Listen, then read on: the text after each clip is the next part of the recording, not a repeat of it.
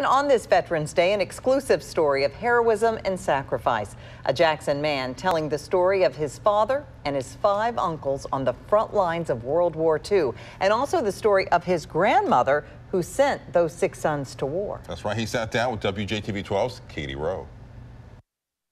It made us stronger as individuals growing up from what my parents and grandparents went through. In 1902, Paul Trebetich's grandmother and her family made their way from Yugoslavia to the United States in search of a new beginning, but she was quickly met with tragedy. And they actually had 8 children. It was 7 boys and 1 girl. And my grandfather died in April, but my dad was born in May, and he was the last child born. A few years after her family moved to Biloxi, she lost not only her husband, but also her eldest son. Her heartache, though, was only met with worry when each of her 6 sons were deployed during World War II. The other 6 boys went ahead and enlisted into the services. There were 3 of them in the Navy and 3 in the Army.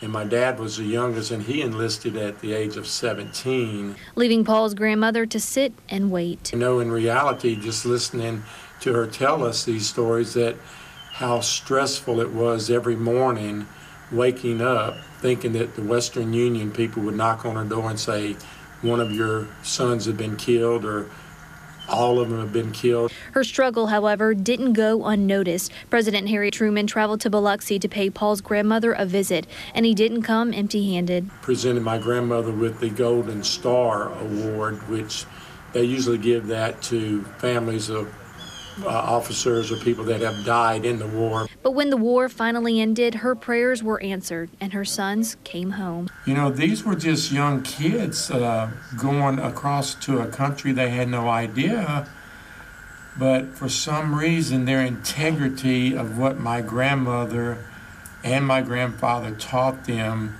to go and be strong, you know, it's just hits my heart.